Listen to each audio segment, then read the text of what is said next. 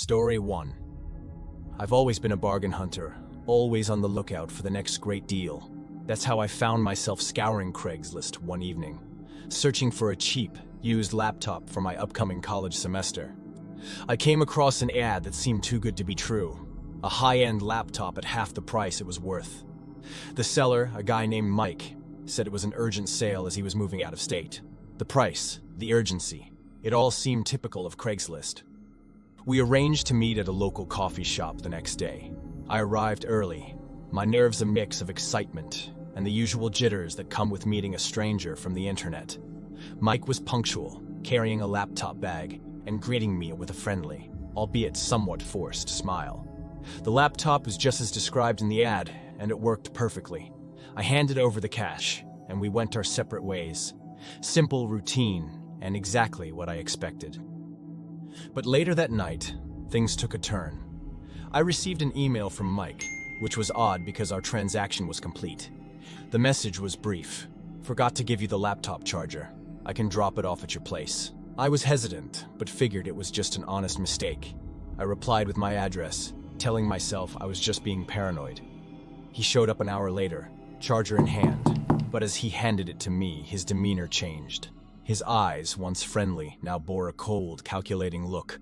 "Nice place you've got," he said, glancing past me into my apartment. A shiver ran down my spine. Something was off. I thanked him quickly and closed the door, but the unease lingered. But that night, things started to feel off.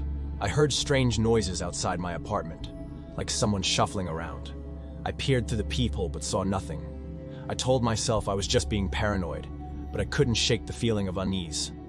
Then, a few nights later, it escalated. I woke up to the sound of someone trying to force my front door open. I froze in fear, then mustered the courage to shout, "Who's there?" The noises stopped abruptly, and when I finally looked outside, there was no one there. But the doorknob was damaged, clear evidence of an attempted break-in. I called the police, but without a description of the suspect, there wasn't much they could do. I lay awake the rest of the night, wondering if Mike was behind this. Had he scouted my place when he dropped off the charger? Was the laptop deal just a ruse to find his next target? The next few weeks were a tense blur. I changed the locks and installed a small camera above my door. I jumped at every shadow and double-checked every lock before going to bed. The feeling of being watched, of being vulnerable, was constant. I never saw Mike again, and nothing further happened, but the fear he instilled in me remained. I learned a harsh lesson about the risks of dealing with strangers from the internet. The laptop, once a symbol of my bargain hunting prowess, now served as a reminder of the night I almost became a victim of my own naivety. From then on, Craigslist was no longer a treasure trove, but a potential minefield of hidden dangers. Story 2. I'd always used Craigslist as a means to find the best deals, from furniture to electronics. It was second nature, a part of my weekly routine. So, when I found a great deal on a couch, it was just another transaction. Or so I thought. The seller, David, was friendly and the exchange was normal, but that's where the normalcy ended. After bringing the couch home, David began messaging me, at first just about the couch, but then the messages grew more personal and invasive. I asked him to stop, but he persisted. Then one evening, I heard tapping at my window and saw a shadowy figure outside. The police found nothing but footprints, and while the overt stalking stopped, the real horror had just begun. I couldn't shake off the feeling of unease that had been plaguing me for weeks. Little things seemed to be out of place. My belongings moved ever so slightly, a lingering sense of being watched on my daily walk to work, and a strange car appearing and disappearing down the street. I tried to convince myself that it was all just my imagination running wild, but the feeling only intensified with each passing day. Was I truly being paranoid, or was there something more sinister at play? The ladder of keyboards and chatter of patrons filled the bustling cafe, but I barely noticed it as I focused on my work. Suddenly, a chill swept through me, making me shiver and look up. Across the room, a figure stood, his intense gaze fixed on me. My heart raced as our eyes met, and a wave of recognition washed over me. It was David. Panic set in, and I packed up my things quickly, leaving in a hurry. But as I walked down the street, I couldn't shake the feeling of being followed. Everywhere I went, I felt like I was being watched. At the grocery store, I would catch glimpses of a shadowy figure, just turning away or see someone quickly ducking out of sight. In the library, books I was positive I had looked at would mysteriously appear on the table where I was working. My existence became a never-ending cycle of paranoid glances over my shoulder and a suffocating dread that followed me everywhere I went. I tried to change my routine, but it didn't help. The stalking continued, each incident more subtle than the last, but unmistakably there.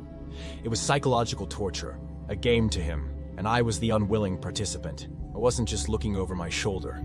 I was seeing shadows in every corner, jumping at every sound. I became a shell of my former self, jumping at every sound, seeing David's face in every crowd.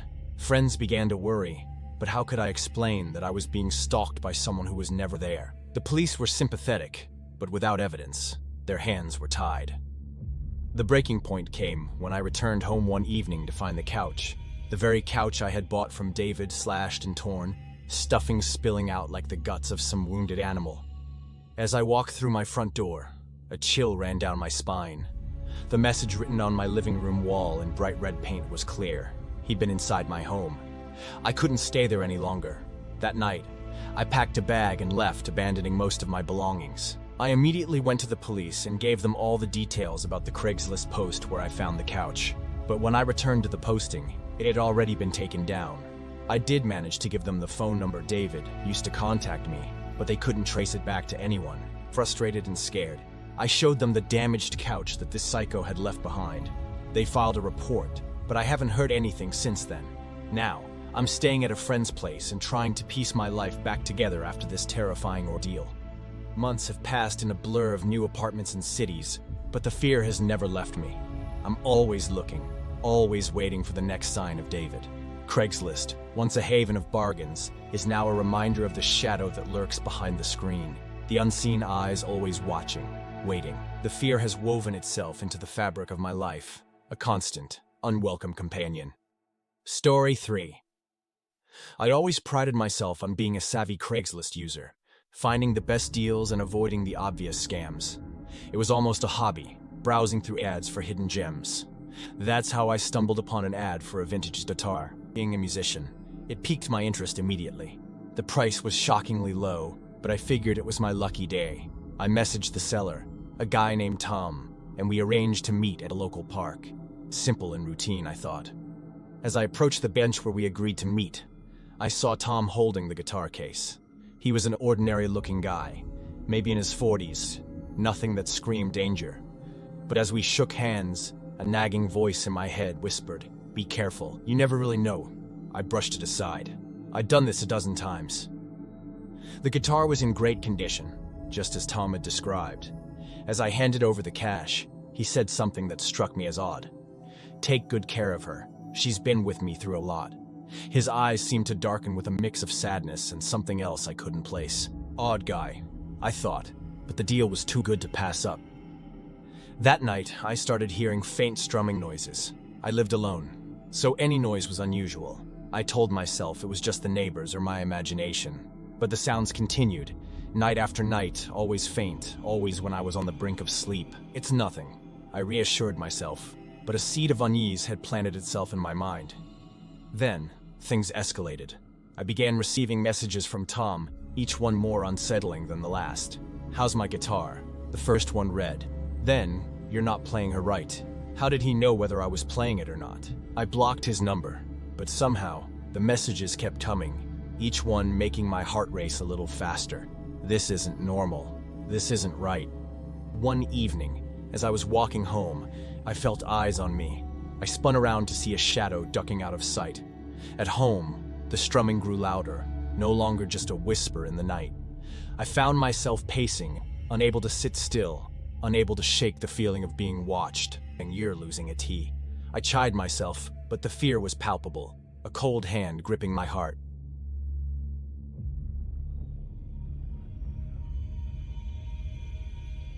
The final straw was coming home to find the guitar on my bed, not where I left it. I hadn't played it in days, too unnerved by everything happening. And there, scrawled on a piece of paper next to it, were the words, "Play me." I called the police, but what could they do? There was no sign of forced entry, no fingerprints but my own. I couldn't stay there. I left the guitar and the apartment behind. But the fear followed me. It lingers, a constant whisper that I can't silence. Every unknown number, every shadow, sends my heart racing. Craigslist, once a portal to bargains and rare finds, is now a window to a darker world, one where the normal rules don't apply, and you're never truly safe. I've learned to listen to the whispering voice of caution, the one I ignored that day in the park. It's a lesson learned in fear, one I'll never forget.